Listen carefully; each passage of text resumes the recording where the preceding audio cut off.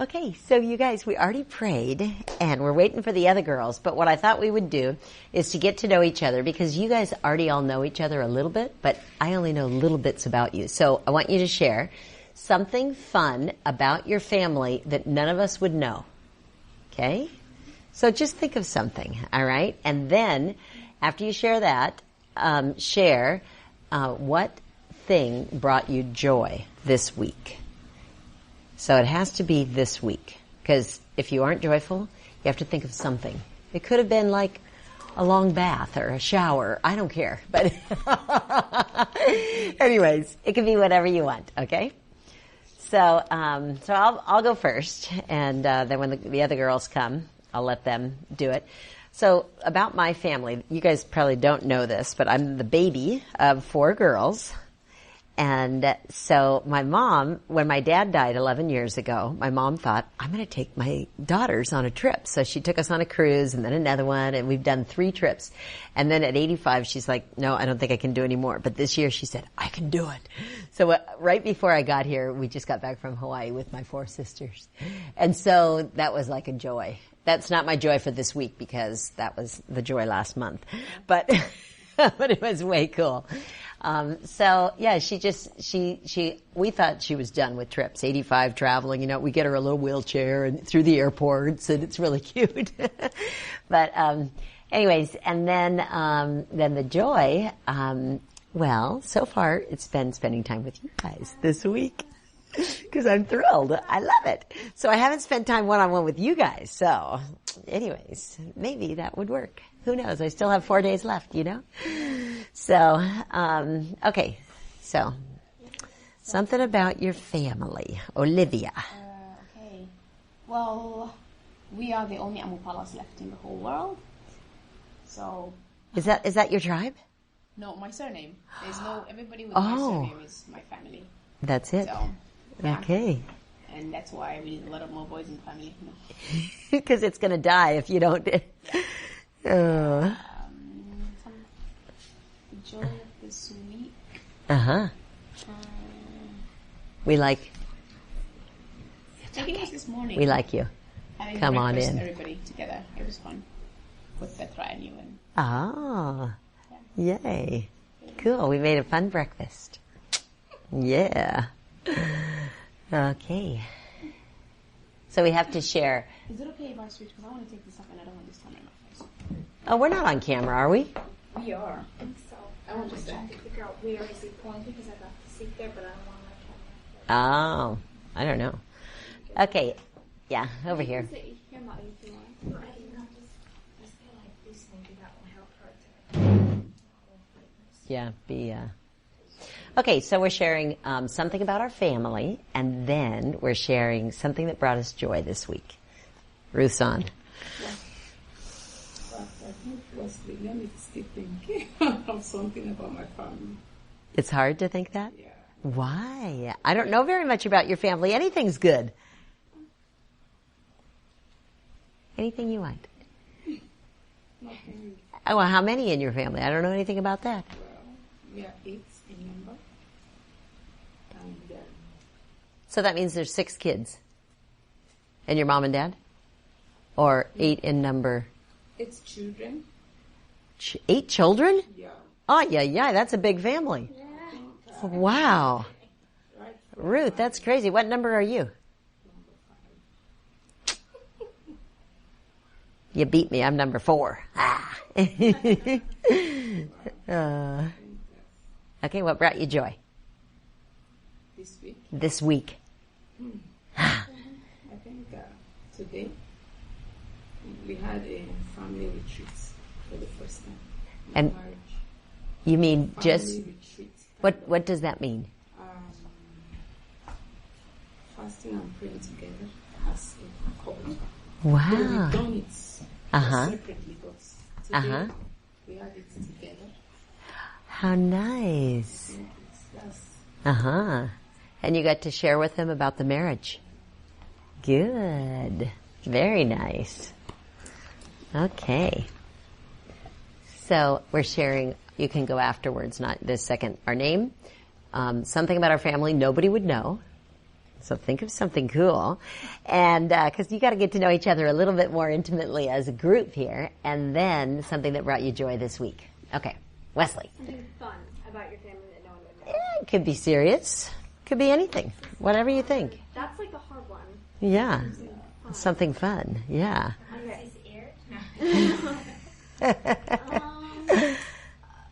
What's the other one again? Something Joy. about joy. Yeah.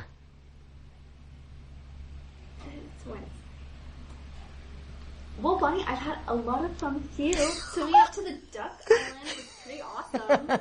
And we Yay. went swimming in the lake, and then there's an island with lots of ducks. Yeah. And Bonnie went and stood on it. You did too. Running away. I was like, Bonnie! It was pretty cool. And all the fins on the beach were like, oh my gosh. She went to like all the fins on the beach. She's like, is that safe to swim to the island? And First of all, I said, do you speak English? Then one's like, no. I go, okay, the next one. Do you speak English? And they're like, well, it's probably dangerous. It's probably pretty far. And she's like, no, I just want to know, can it be done? Like, I don't care if it's dangerous. I want to do it. And then she gets in the water, swims there and back, and all the fins are like, And the lady comes to me and she goes, I don't think they understood that it's deep. And I'm like, I don't think so. pretty fun. So They got it. They got it. That was pretty fun. I had a lot of fun doing that. And something fun about my family. This is off the top of my head, but when you mentioned Young Life, and then some of my family did Young Life, And did you go as a kid? yeah, I've been active in Young Life a lot, and wildlife. And that's how I became a Christian.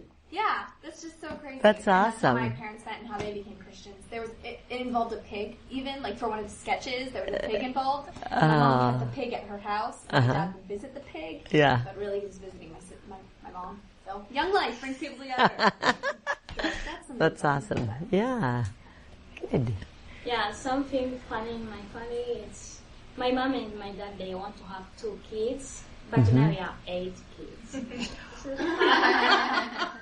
They only wanted 2. Yeah, they only want 2. But now we have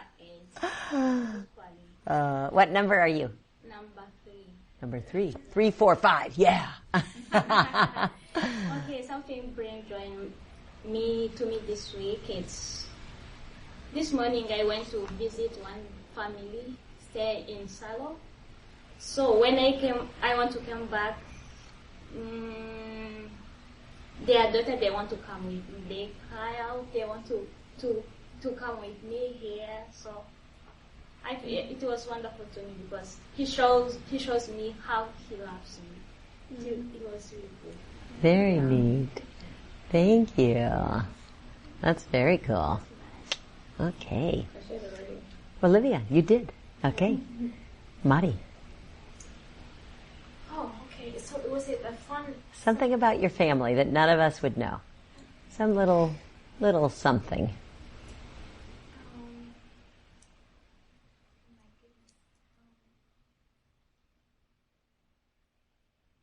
Can't think of anything that you would know, but maybe you will know.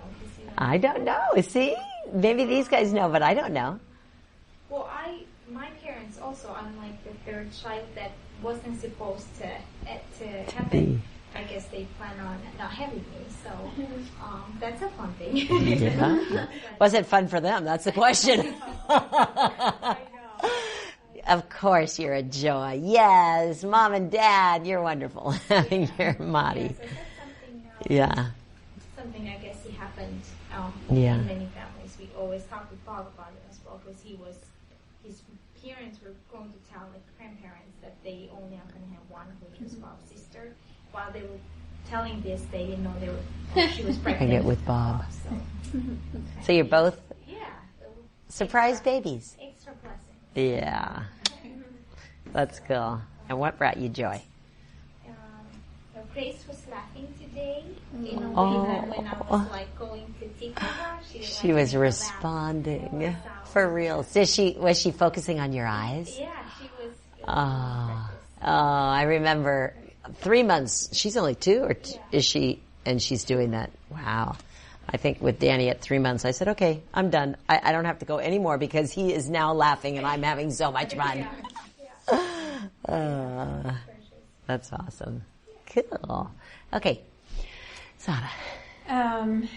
Something about my family now, the only thing I can think about is just the number of children. But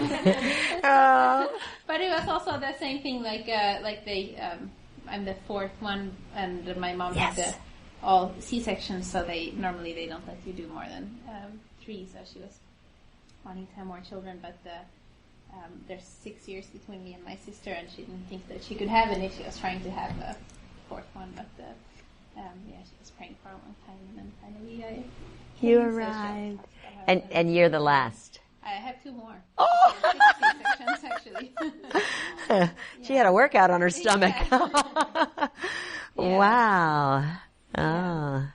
Yeah, so it's thanks to all the fun children. Yeah, I don't think I'll have 6 though. But, Yeah. So there you go. Yeah. See what God does? Yeah. Okay. What brought you joy?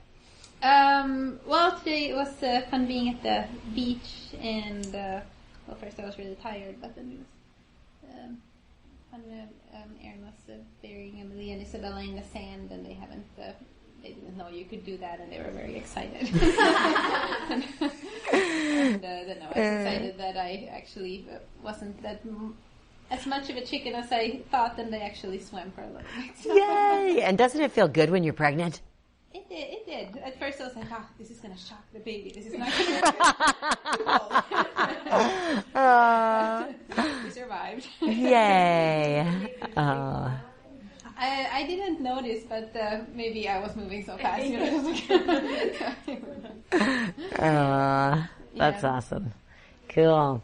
Well, Jeff and I are so happy to be back in Finland. And so you guys know we were here 5 years ago, and I didn't tell you, or maybe you do know, I have a son, Danny, who's 27, and soon to be 28, and then a daughter, Monica, who's 25, or soon to be 26. And so one cool thing about them is my son and daughter-in-law, they surprised us on Mother's Day and said that they were going to have a baby. No, yeah, they're going to have a baby. Or get a baby or something. Anyways, they're adopting. So I'm excited about that. I don't know if I told everyone yet. But that's kind of cool. And so you know a little bit about us. We've been, obviously we said, been married 33 years. We taught Bible college for 5.5 years now. And so it's just cool to be able to teach and be a part and come here and all that kind of stuff. So we're happy. When Bob talked about doing a little talk on service, I was thinking, you know, what kind of thing in the Bible talks about that? And the Lord has some radical ideas about serving, and totally different than our ideas, maybe. I don't know.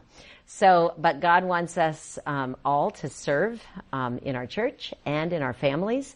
And so tonight we're going to look at a parable of how Jesus, what he shared about, and this is about serving. So, but before I want you to go to the parable, I told you that my mom took us to Hawaii. And so when we were there, we had a lot of time to share, and I brought my little iPod, and I taped my mom telling stories of when she was young and growing up, and when we were young and growing up. And so, because I just said, you know, Mom's 85, and we won't hear these stories. We won't hear her voice. And so we just did that. So I don't know if anybody has ideas like that, but if you're with your mom, just, you know, to have her share some things, because I wish I had that of my dad, his voice, and, you know, something from him years later after he died, you know, because he had died just in a surprise like that.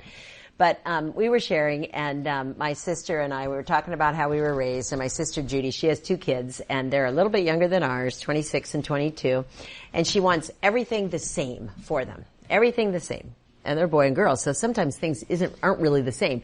But she said, we have a wedding fund, and everything is going to be the same. Whatever we spend for the girl, we're going to spend for the boy, you know? And I was like, wow, that's amazing.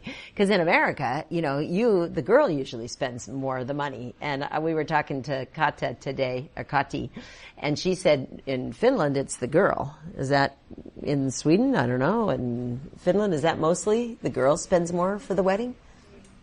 I don't know. What do you think? Or is it equal? Yeah, probably. I don't know what the tradition is. I think probably nowadays it's Yeah? together. But It's together? Yeah.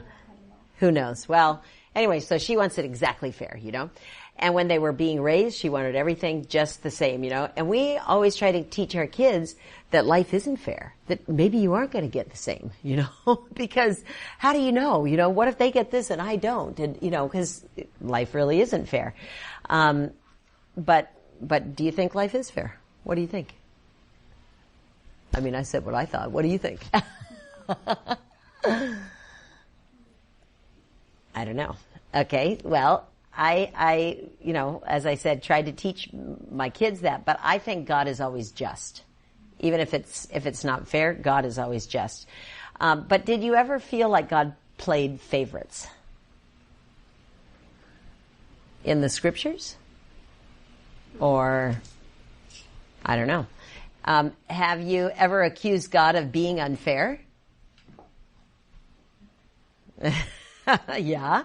Okay. Do you remember anyone in the Bible who made comparisons or had favorites? Joseph's dad. Yeah, that was a crazy one, huh? So Joseph's dad, he did the whole comparison thing, and what did that do to the brothers? That was bad news, wasn't it? Yeah, that was really not good. Any other sibling rivalry that you could think of?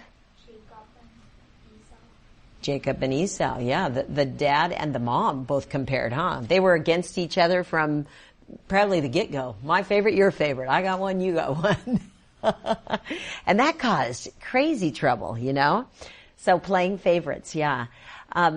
I really like a verse in 2 Corinthians 10:12, and I'll just read it to you, but it's 2 Corinthians 10:12, and it says, "But they, measuring themselves by themselves and comparing themselves among themselves, are not wise."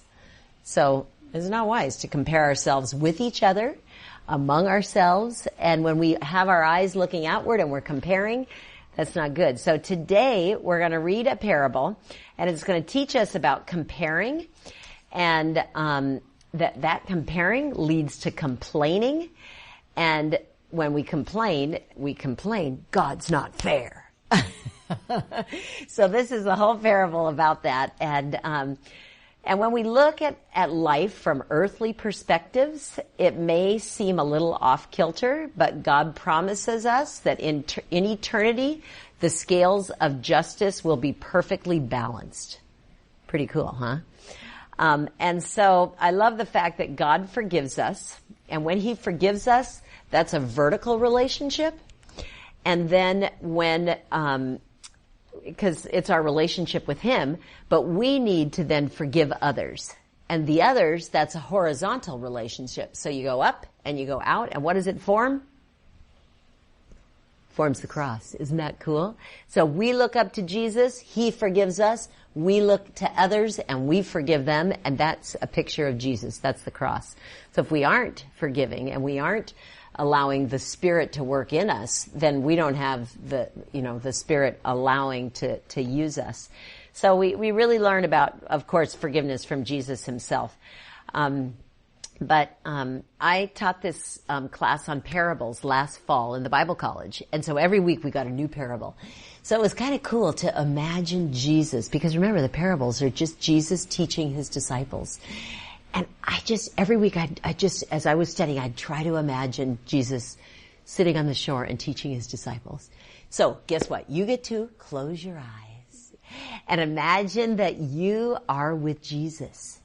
And when we read this, but I'm just going to give you a little background. So close your eyes. Everyone, close your eyes and just take a minute and think about you sitting with Jesus. Okay, and don't open them till I tell you, because I'm just going to share a little bit. And you guys are in a vineyard right now, and the harvest is about to take place. Now, this might not be familiar to you, but it was really familiar to the disciples when Jesus was talking to them. So the grape harvest usually took place in August, because August was also the beginning of the rainy season in Israel. The foremen in charge of the vineyards were always watching for the rains, because these rains could ruin the crops. And in the morning, if the foreman saw the rain coming, he'd quickly run to the town square and he'd hire more workers to harvest the grapes. Does that sound like a little bit like Finland with the rain coming and not knowing and you got it coming? Anyways, if the skies got worse, he would go again and he'd hire more workers. And this would continue all throughout the day until the foreman had all the workers he needed to beat the rain. So in this story, those who had been hired early in the morning, you're going to find out whether they got upset or whether they were happy. We're going to read this because there was people that were hired later than him.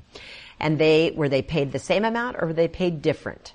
So we're gonna read this and you're gonna discover it. But the landowner, actually, he was being very generous to all those that were coming to serve and to work. Okay, you can open your eyes. So, did you imagine sitting the vineyard and the field of the workers having to go out, and those people that hired just have to go to that field and hire more? Well, we're going to read this story, and it's in Matthew 20. So if you all have your Bibles, we're going to turn to Matthew 20. And what I thought we could do during this part is everybody just read a little bit as we go along.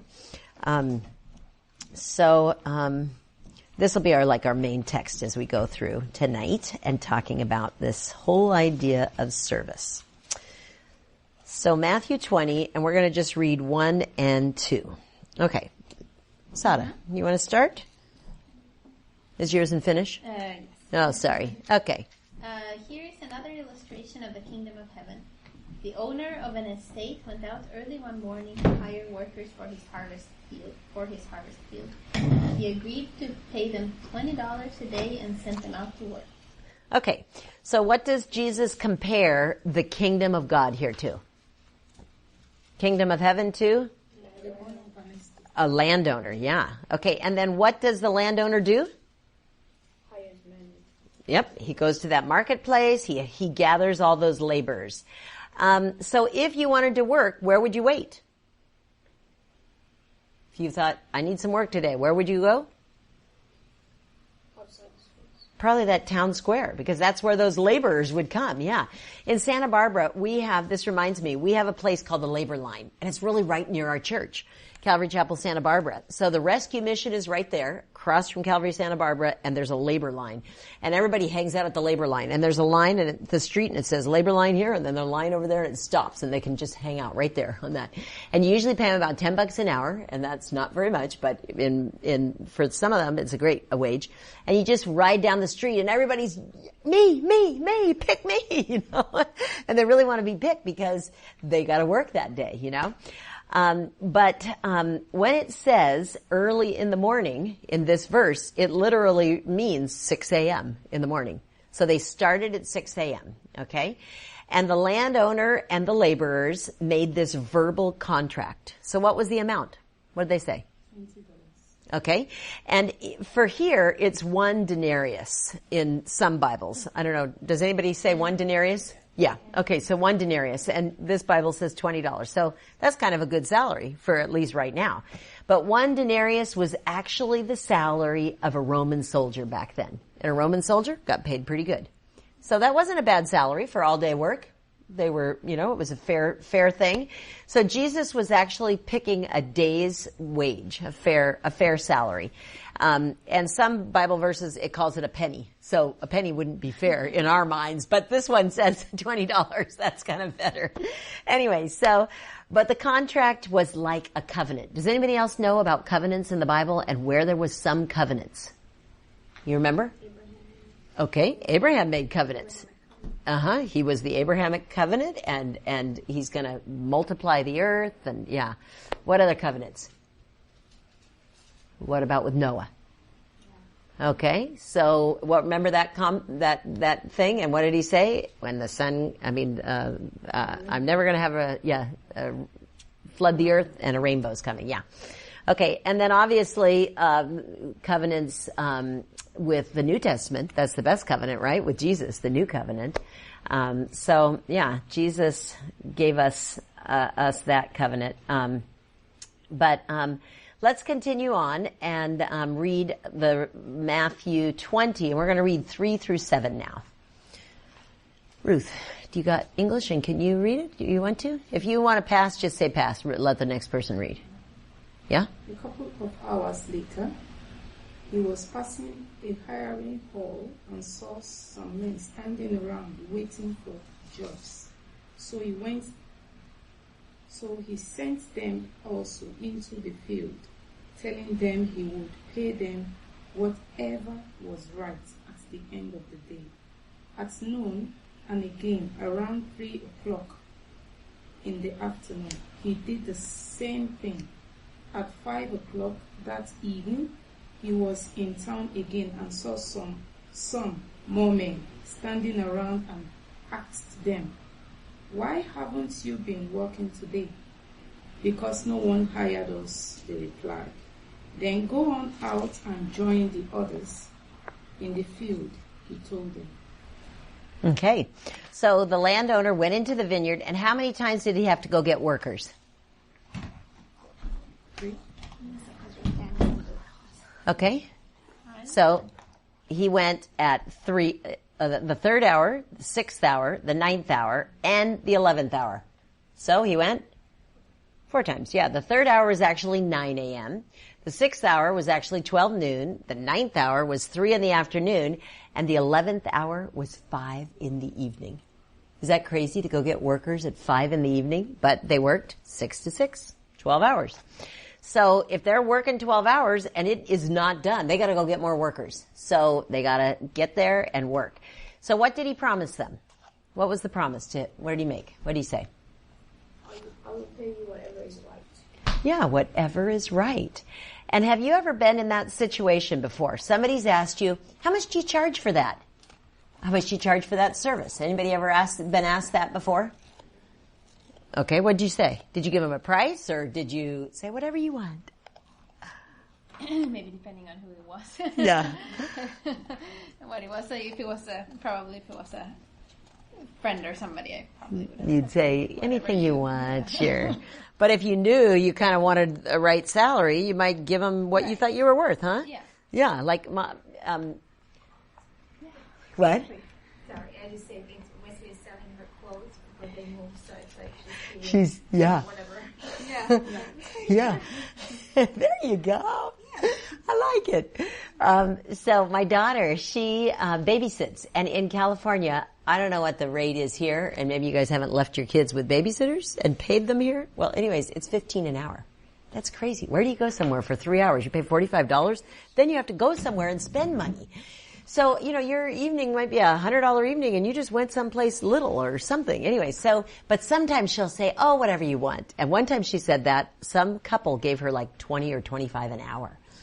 And she was like, she could not believe it. She was like so surprised. But anyways, a lot of times if you say, "Oh, whatever you want," you'll get paid more. But sometimes you won't, so you have to be willing to take whatever they say if you say whatever you want, but anyways, in our parable, the landowner promised the early workers a day's wage. They went over the salary, they made a contract, and they said a denarius. And the other workers throughout the day, he didn't promise a specific wage, just he said what? Whatever is right. He said, okay, so whatever he's right. He would reward the late workers fairly. The late worker probably thought, even if I just get a little, at least I get something, right? They didn't know. And so the worker that was picked, the 11th hour, had to stand there and wait all day. And finally, after waiting if it's a 12-hour day, they had to stand there for 11 hours and wait. And I never really thought about this, but when I was looking into this, Warren Wiersbe, he said, about waiting in a biblical sense. He said it means to gather, to watch, or to expect. And it's never passive. It's always active. So waiting, being active, he said waiting is never wasted. And it seems useless, but it's productive. And so if any of you guys are in a waiting stage, which I know some of you are, okay, pointing to one. Waiting is a challenge. You're waiting for this baby right now. We're waiting for something in our lives, and it's an active thing, and it's productive. So, I was reading this devotional about our nation and about waiting. And this is devotional from somebody. I can't even remember the person, but it said, What would it be like in a nation that had learned to wait upon the Lord? Perhaps we would pay less attention to the latest fads or the news flash and stay focused. Ultimately, a nation that has learned to wait upon the Lord is a nation that has renewed its hope. No longer rushing about in response to the latest fad, there's dependence upon the Word of God and eternal matters. That's pretty cool, isn't that? I mean, to have a nation that's waiting on the Lord, and after news today about America, if anybody read the news about the, you want to say? Yeah, the judge. Yeah, tell him. What I just gathered from that was like pro with the gay rights and just kind of really putting down the biblical marriage. Yeah, it's a supreme law now, any state. Yeah. What? Wait, huh? Huh? So, like, all of this? Yeah, it's Supreme Court. Yeah. And we voted against it in California, but now that's just nullified. So a nation that waits on the Lord, So, waiting on the Lord. I love what Psalm 27:14 says, and I think I gave that to Wesley. What does Psalm 27:14 say about waiting? Wait on the Lord, be of good courage, and he will strengthen your hearts. Wait, I say, on the Lord. Okay, so a couple things in that verse. What do we have to do? Wait.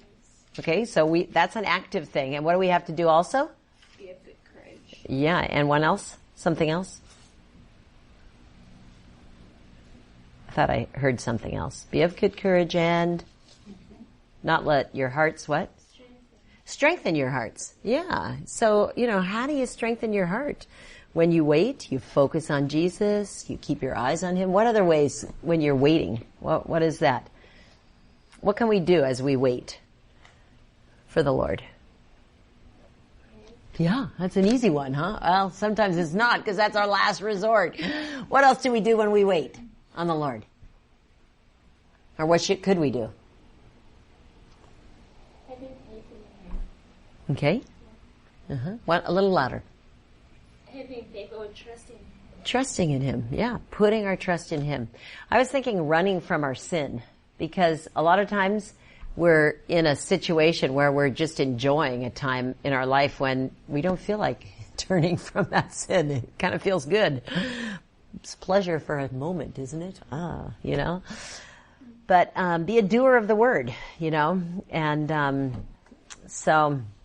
yeah, when we're waiting, we need to be ready to share our faith. We need to be ready to have that every opportunity to share. And so maybe you want to work for God and you don't know where to start. Maybe you're running on empty. You're super tired from working for God. You're like, I need a break. Waiting is hard. And so what are you waiting for? So I thought we could just take a moment and turn to the person next to us and just share something real quickly, because it's kind of hard in a big group. Just share real quickly, take a moment and share something you might be waiting for. So maybe you two, and us three, okay? So since there's not an even number, something you're waiting for. Well, the baby. You got the obvious one. Yeah! Oh, it must be so crazy at this point in the heat, because you're so ready. Probably won't be so hot most of the summer. Yeah. But in this heat wave, you're really ready. Yeah. It would be, could wait like maybe 2 more weeks, but then after that, okay, you're done. Yeah. You're ready. Anything else? Well, nothing that comes to mind, like nothing obvious, like waiting on a big thing. Yeah. You have anything that you're waiting for? Yeah. I think the most paramount thing for us is how to work to be together. I know. You're married. This Married couples. Is the longest time we've ever spent together since you've been married. That's crazy. And just God, The law is not friendly. Yeah. He needs to end 1,005 euros a month for to come and join him. But it has been increased to 1,700. Okay. And Crazy. It's not an option. Yeah. So it's really challenging for us now. So we are just trusting God to Yeah. Give us. Waiting patiently, but it's hard to wait. Yeah, it's very, very, Oh. Yeah. So that's Yeah. the thing. Yeah. Trusting and waiting Uh-huh. on the Lord Yeah. to perfect. Yeah. Yeah.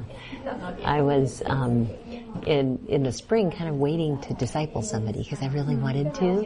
And it didn't come together. I was praying and then we moved, or we're here and then Santa Barbara and then we go back. So I'm just waiting to see, and it's just kind of a fun thing when you have one person or a couple people that you get together with. Right. So I'd like to, I lead the ladies leaders and there's like 12 leaders, but I want a little bit smaller group. So I'd like to, just have and you kind of get nervous to ask somebody if they want to be a disciple. What if they say no? And if it doesn't turn out, But and then just real quick, I'm waiting for my daughter to either date or get married or something. But I can wait. But I'm like, I want it now. Yeah, But God's timing is perfect. You just have to wait patiently. Yeah. Totally. Yeah. So I know. So. Yeah. So, okay. See how these guys are doing. How are you guys doing? I'm waiting. Yes? Oh, so good. So good. Kathy. Hello. Did you take a nap? Yeah, I did. She worked so hard today. I have to show you my camera how wonderful the food was. And so I was thinking, I bet she's sleeping. Yeah, we both did. You Like, does? Only never sleeps. He never sleeps. Never. But today, yes. You woke up. And like an hour, and then we were like, and then the bus came, but I didn't take my key, and Ollie left his key inside, so Ollie's still there waiting for the guy to come and open the door because it's more expensive after 9 o'clock. So he had to wait. Oh, sounds like our key experience. We've had 2 of them since we've been here. Somebody else has a key experience, but we're glad you're here. Are you done already? No, we're into it. So what we're talking about is serving. We're reading a parable in the Bible in Matthew 20. So you want to, grab a Bible. And we're reading Matthew 20, and we're just talking about, who wants to just summarize the parable real quick? We've only read 7 verses. So, Olivia, you're on, girl. It says that heaven is like, what is the word? A landowner. Yeah. And then so it's about this guy who had a vineyard. He would go out he had people working there, but then he had to get more people, so he just got the marketplace and he tried to get more people. Right. And then he went out 4 times. Yeah? 4 times. 4 times. 3 o'clock, 6 o'clock, 9 o'clock. No, the 9th hour. Yeah. 3 o'clock and 5 o'clock. Yeah. Matthew's 20. Yeah. Okay. So, and then we just talked about waiting on the Lord. What did we say about that? So the people that got picked up at 5 o'clock, the workers, what did they have to do? It's a 12-hour workday, 6 to 6. They had to stand there for 11 hours. So we're talking about, is waiting hard or easy? What do you think, ladies? Waiting is hard. So we were just sharing with each other, what are the things we're waiting for in our lives? So, and some of them are obvious, jobs and places to live and babies and, moving together and, all those kinds of things. So, yeah. And we have to be patient because God's timetable is not our timetable, huh? Sometimes we're kind of a microwave generation. We want it now, We just want it, boom, right this moment. So, so let's go ahead and continue and read Matthew 20. So if you'll turn there, and we're going to read 8 through 10. So 8 through 10. Johannes? Diana. Yeah. Diana. Okay. From 8. To 10. Yeah. So when the evening had come, the owner of the vineyard said to his stewards, "Call the laborers and give them their wages, beginning with the last to the first." And when those come, who were hired about the 11th hour, they each received a denarius, but when they first come, they suppose that they will receive more, and they likewise receive each a denarius. Okay, so when does it say the landowner would pay? Pay up, give me the money. When does it say he's going to pay that landowner? What time? Okay, so it 11th hour. Okay, so when the evening came, some verses say. Okay, so I gave 5 o'clock. Yeah, what? Leviticus 19:13. Who has that? Okay, what does that say about the wages and when you hire somebody? Do not defraud your neighbor or rob him. Yeah. Leviticus 19:13. Is that all I should? No, keep 13. 19:13. Yeah. It says, "Do not defraud your neighbor or rob him. That's it? Do not hold back the wages." Yes, this is it. A hired man overnight. That's the part I wanted to. Do not hold back the wages of a hired man overnight. So in Leviticus, the law, the Jewish law, was that you had to pay up every day.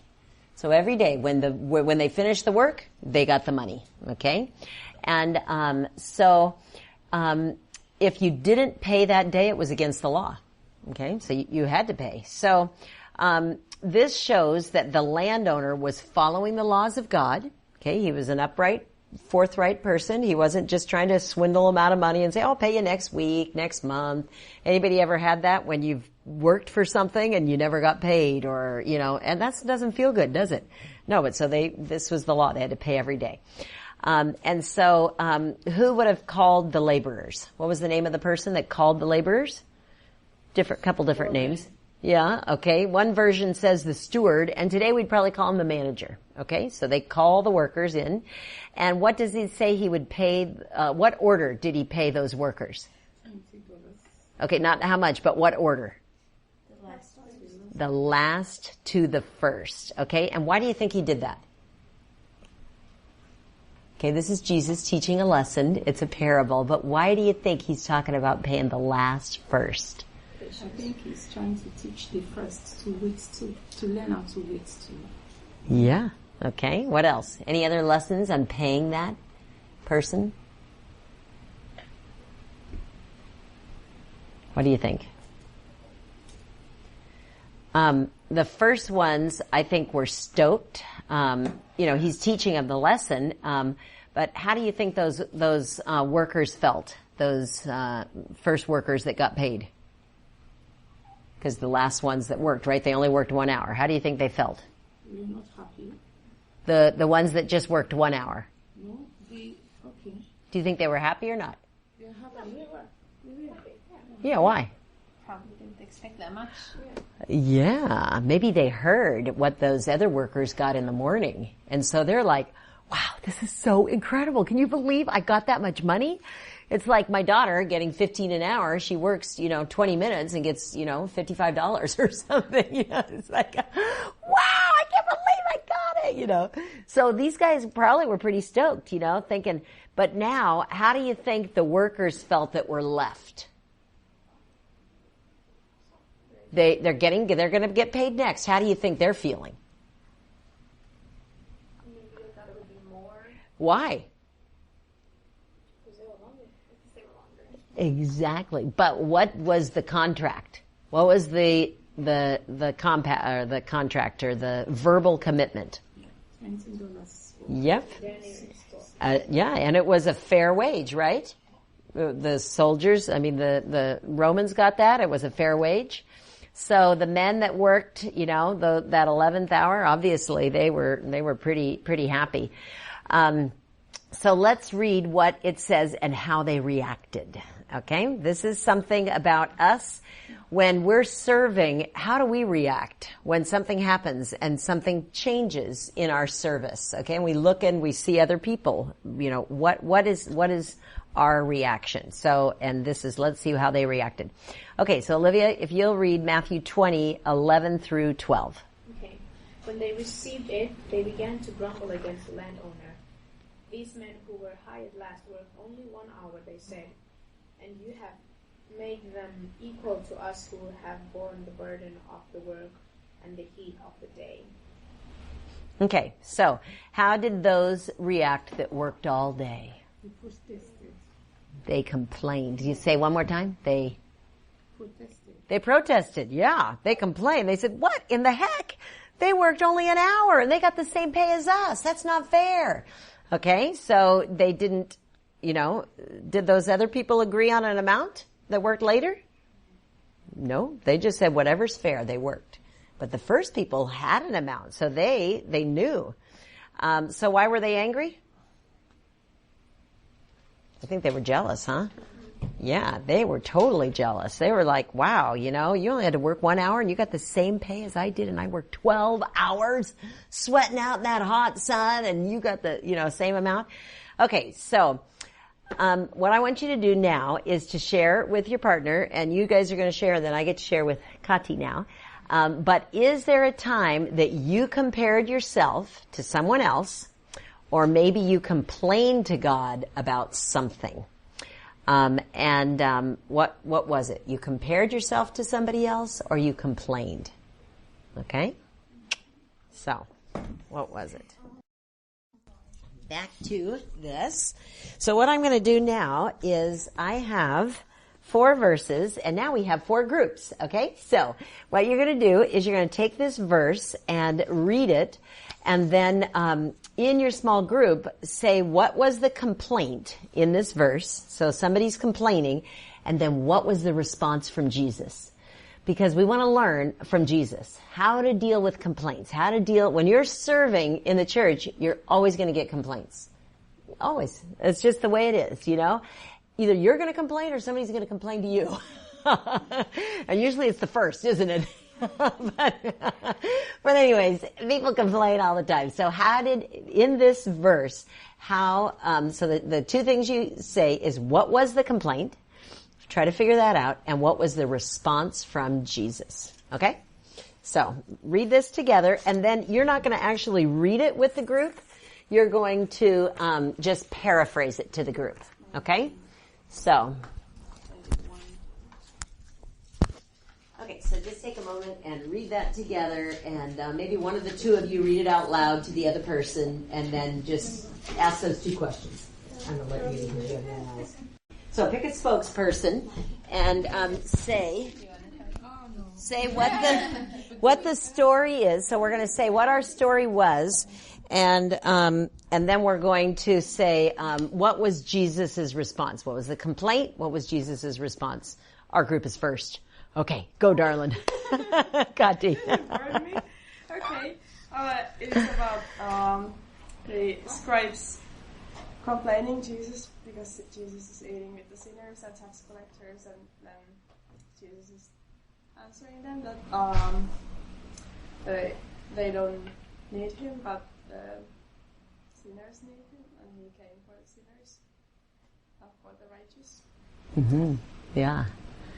Yes. And today when Kati and I were praying, I was praying for her thinking she's in school and there's a lot of 18 and 19-year-olds in her class. And so for her, 7 years younger, but and they're all, doing things that, alcohol and partying and that kind of stuff. So what a great example she could be, and invite them to Bible study and invite them to come, to those kinds of things. And that's what we're here for on this earth, right? I mean, it's great to have Speakers Week, but you wouldn't want to do this every night because you'd never be around non-Christians, right? And you have to reach out and you have to come for the sinners. So that's cool. So good job. So that was, what verse was that? Luke 5? Was that Luke 5? Yeah. Luke 5:30 through 32. Okay. So what's your verse? Yeah, we have Matthew 21, 15 and 16. Okay. And talked about the scribe and Pharisees basically just being jealous of the attention of Jesus was healing people, and what else?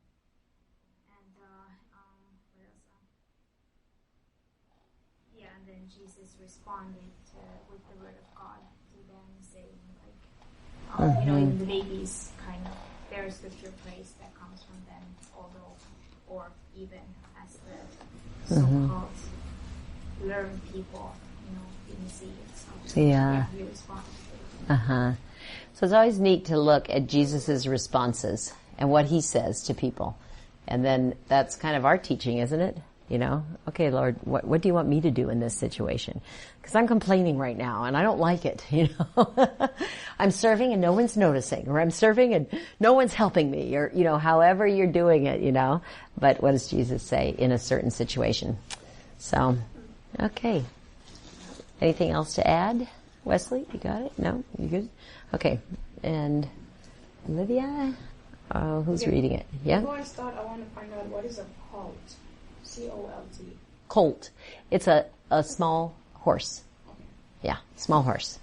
So Luke 19:31 to 40, and it's about when Jesus and his disciples came to Bethany, and Jesus told them that when you go to Bethany, then there'll be a village with a colt, and it's tied. You have to untie it, and you bring it to me. And if somebody asks, then you tell them the Lord needs it. So they did that, and somebody did ask.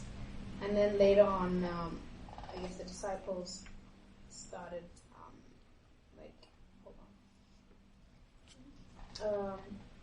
like praising and worshiping God, and then the verses were like telling Jesus that, like, rebuke your disciples, and then Jesus replied that if they keep quiet, the stones will cry out. Yeah. Jesus had some pretty firm words, didn't he? Yeah. If the stones will cry out. That's pretty radical, I think. So, yeah. We need to be bold. Okay. Last verse. Yeah, like John 6:41 to 43. And it's after Jesus has been teaching outside and saying that he's the bread of life. And then it says that the Jews were very upset that he said, I'm the bread that came down from heaven. Because they said, this is Jesus, he's the son of Joseph, we know his father and mother, how can he say that he's from heaven? And Jesus responded, stop murmuring amongst yourselves. And then he continued, but that was the part of the complaint. Yeah, so he was just recognizing that they were complaining and saying, stop it. Yeah. And you know, when you train your kids, that's the first thing you want to do is not have them complain. Because isn't that just so annoying to have a complaining kid, you know? And in the church, when we're serving and we're working and we're complaining, isn't that just so annoying, you know? Just think what the Father is thinking, you know? There they go again, you know? And you read through the scriptures and you think those children of Israel, they just walked through that desert and complained, you know? And what'd they do? They had to be stuck 40 years of, you know, and they never got to the promised land. I mean, just all of that complaining and, you know. So, yeah, it's a tough thing. So, let's see how our parable ends. So, we got Matthew 20, and we're going to read 13 through 16. And as we read this, what does the landowner say to the complainers? Okay? So, Matthew 20. Let's see. You're busy, Wesley. You got it? 15 through 16? No, 13 through 16. 13 through 16. Yeah. But he answered one of them and said, Friend, I am doing you no wrong. Did you not agree with me for a denarius? Take what is yours and go your way. I wish to give to you this last man the same as to you.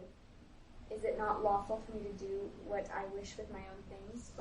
Or is your eye evil because I am good? So the last will be first, the first last. For many are called, but few are chosen. So the landowner starts off with the complainers and he says, friend, huh? And does he kind of tells them, I'm doing no wrong, right? Was he doing something wrong? They're complaining? No, because he did what he said, right? Okay, so what does he tell them to do? He says, take what is yours and go, right? Just get out of here. And then what are the two questions the landowner asks? What were those two questions he asked them? Did I not agree? Mm-hmm. For denarius? Yeah. Is it not lawful for me to do the things that I wished, okay, with my own things, right? And then he asks one more question, or is your... And should you be angry because I'm kind? Yeah, And mine says, or is your eye evil because I am good? Should you be angry because I'm kind? Pretty radical, huh?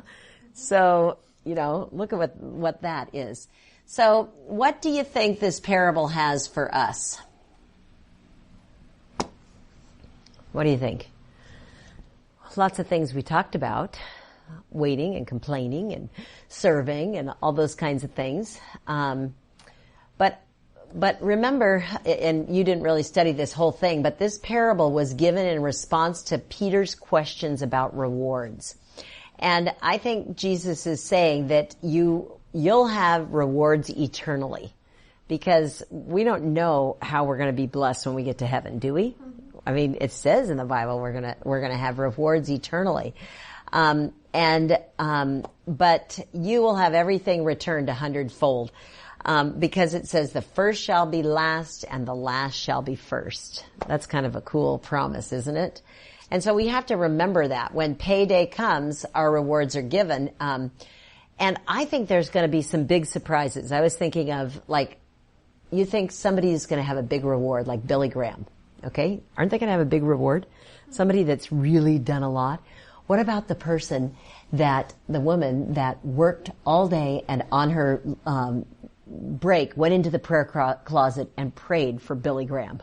I mean, hey, who's going to have the bigger reward? What was the more work? Getting out there and getting all that glory, or sitting in a closet praying for somebody, I mean, you just don't know what kind of reward, you're serving and you're working, and, are you doing it for a reward? Are you doing it for, I'm serving the Lord, And, so yeah, I think, sometimes we think, okay, we're hired at the 5th hour, but, God's faithfully going to reward each one that was hired at different hours, right? And so we don't know when that person was hired, or, and it's easy for us to complain and to compare and to say, that's not fair. I've been working harder.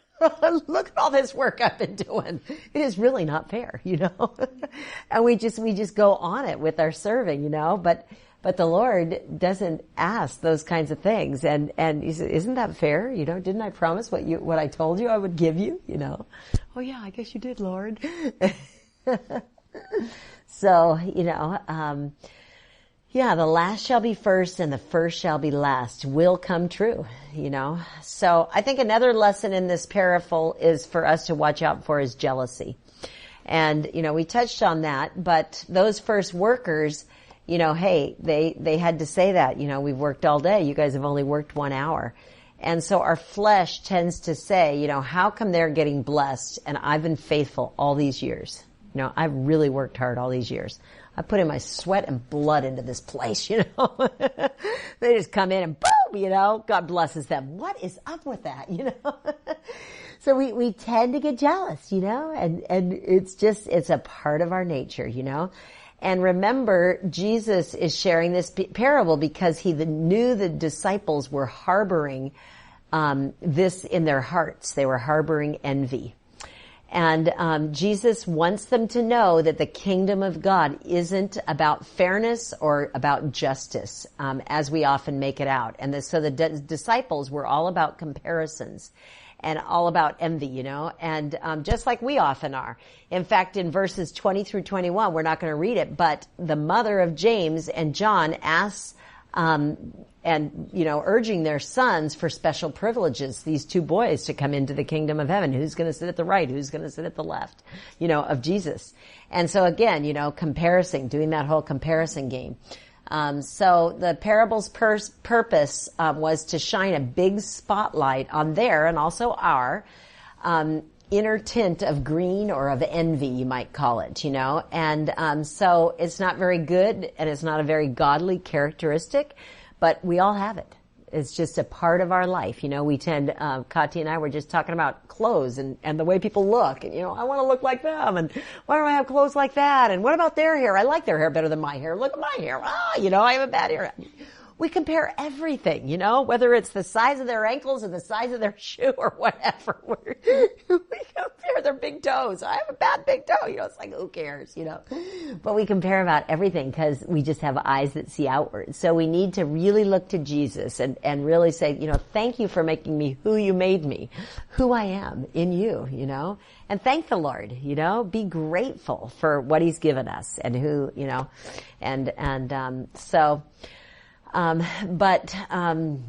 history tells us that all of these men that were doing all these comparisons, God used them in mighty ways. I mean, they turned the world upside down. They were radical, John and Peter, the ones playing all these big comparison games, They were the first ones that started the church. And, in the book of Acts, and James, he spread the whole gospel all over Spain and, was the first apostle actually to be martyred. But, they started off with this same little comparison game, this same little, working with Jesus, and I'm better, and I want to sit at your right, and I want to sit at your left, and, and here they were, the servants that Jesus chose, remember Miriam, she, this is Numbers 12, she complained about Moses. And do you remember what happened to her when she complained? Anybody remember that story? She got what? Leprosy. Yeah. And Moses was like, oh, Lord, don't do that, and he changed that after a week. She had to wait outside the camp for a week. And really think about that. Can you imagine if we complained and we got leprosy for a week? That would be horrible. I mean, it's a visible thing, It's like, ay. So we have to beware of criticizing God and feeling that we've been left out. What if the early morning workers would have trusted the owner and not asked for an agreement? Not asked for money, just trusted him. Whatever you say, I'll work for whatever you want. What if they would have been that type of worker that said, sure, yeah, whatever you want. I wonder if the Lord would have given them a huge amount, but I want this amount. Gimme. It's what I'm going to work for, and I want it, And sometimes we take that attitude, don't we? Yeah, it's mine. I need it. I want it. Yeah, I deserve it, And do we really deserve anything? I know. Yeah, my sister says that a lot to me. Bonnie, you deserve it. And I say, oh no, honey, I don't. You got it all wrong, darling. I don't deserve a thing, And, so yeah, we have to be aware of that kind of thing. And so that landowner, he was generous, but, if they would have trusted him, just said, whatever you say, whatever you want to do, I'll be good with it, but they didn't. They wanted that contract and they wanted that amount, who knows what it would have been like, and then instead, when they didn't get what the others got, then they were jealous and complaining. So, they were selfish. And, whenever we find a complaining servant, we know that he's not fully yielded to the master's will. And so when we have that complaining heart, there's something in us that isn't fully yielded, and we have to let that Holy Spirit fill us. And sometimes we just have to stop in our tracks and pray and just say, Lord, I need you right now, because I'm getting this jealous tint of me right now in my soul, And so I think another lesson, and the last one I was thinking about, maybe you guys have more, is that it's never too late to start. So, that worker that started at 11, they waited a long time, but it wasn't too late. And when they worked that last hour, they got the same amount as that person that worked a long time. So, you guys aren't very old right now. I'm 55, but, whether you're 20, 30, not, a little bit older, however much, it's never too late, when we can work for the Lord, whatever time we start serving the Lord is just great. We start now, and maybe you think, oh, if I just would have been on fire when I was young, if I just would have really stuck with it when I was a teen, then I'd really be on fire now. I'd really be doing it. But no, you can start your devotions now. You can be on fire for the Lord. You can really, have that fervent, vibrant relationship with Jesus right now, today. You don't have to wait. And you don't have to say, if I only would have done it then I'd really be somewhere now. No, today's the day, So we just need to realize, I think, that, our time is now. And just like those workers who started that last hour, they needed, and, they were needed, and God said, come on, join in and volunteer and serve and start now, Serving is a time now. So maybe what we can do, and maybe you guys have ideas you want to share, but I thought you could share in twos, because I think everybody talks when you're in twos, and if we're in a large group, only one talks. So what I want you to share about is how you can serve here in church. And maybe what God taught you in this parable, whether it was about jealousy or criticizing or waiting or serving, envy, anything like that, but how you might be able to serve here in this church, in your home church when you go back after you're gone, however God puts it in your heart, what does God want you, to do as you serve the body of Christ here? And then pray about that, and, Lord, how do you want me to serve? What do you want me to do? Is there an area that I could learn in this? And, how can I grow? So, and then I want you to pray with that person. Okay? And each person pray. And then we're going to be done. So, okay? But anything before, because then people will kind of finish and go get coffee. Is there anything before that you guys had thought of that you wanted to share or that you had in your group that was an idea about serving here in the church, just that you have on your heart? Okay, I thought it might be better to share in twos because people are a little bit more talkative in twos. It forces you. And then each of you pray, okay? So try that, how God might have you serve and what you can learn from this parable, okay? And pray together.